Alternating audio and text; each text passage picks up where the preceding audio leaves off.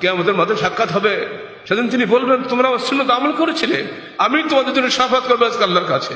আল্লাহ, তুমি আমাদেরকে মুহাম্মাদী শাফাতের অধিকারী করার তৌফিক দান করো। তুমি আমাদেরকে তার শাফাতের অধিকারী হওয়ার তৌফিক দান করো।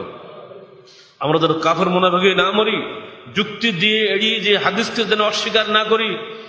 হাদিস জানার পরেও হাদিসকে এড়িয়ে যাওয়ার মতো নাই, বদভ্যাস যেন আল্লাহ পাক আমাদের মধ্যে না দেন।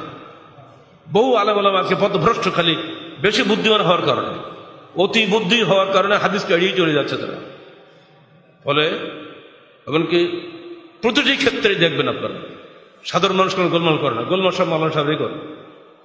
অতএব খুব সাবধান। আহলে হাদিসের আকীদার সঙ্গে অনুযায়ী আকীদা মৌলিক পার্থক্য এখানে। যখন হাদিস সামনে চলে আসবে সমস্ত যুক্তি বাতিল হয়ে যাবে। যুক্তি দিয়ে কখনো হাদিসটা আপনি শেয়ার করতে পারবেন না। অবশ্য যুক্তি দিয়ে একটা ইটকে সোনা বানানো যায়, কিন্তু ওহী তৈরি করা যায় না। ওহী আল্লাহর পক্ষ থেকে নাজিল হয়। ওহীর বিধান চূড়ান্ত।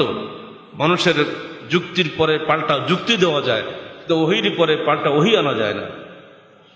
ওহীর বিধান প্রতিষ্ঠার জন্য বাংলার জমিনে কাজ করে যাচ্ছে আহলে চন্দ্র বাংলাদেশ, বাংলাদেশ আহলে যুব সংঘ যারা তাদের সাথী কর্মীর ভাইরা আছে, সবারই প্রতি আমাদের, তাদের জন্য আমাদের দোয়া থাকবে প্রাণ ভরা। আল্লাহ এই বাংলার জমিনে শিরক অধ্যুষিত এই জমিন, অসংখ্য মানুষ এখানে আছে, কিন্তু অধিকাংশ মুসলমানই মুশরিক। আল্লাহ পাকের ভাষায় বলছে, ওমা ইউমিনু আহাদুম ওমা ইউমিনু আকসারহুম বিল্লাহি ইল্লা ওয়া হুম মুশরিকুন। আকসার মানে অধিকাংশই মুশরিক। সারা পৃথিবীর অধিকাংশ মুসলমানই মুশরিক।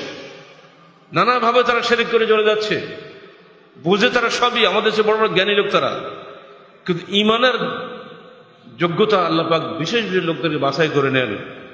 আল্লাহু ইস্তাফির মিনাল মালায়েকাতি রাসূলুহু ওয়া মিনান নাস। আল্লাহ পাক ফেরেশতাদের মধ্যে, মানুষের মধ্যে লোক বাছাই করে নেন। আল্লাহু ইখতাসসু বিরহমাতিহি মান ইয়াশা। তিনি তার রহমতের জন্য যাকে খুশি খাস করে নেন। আল্লাহ পাক আমাদেরকে যেন তার রহমতের জন্য খাস করে নেন। আমাদের সেই দোয়া রইল আল্লাহর কাছে।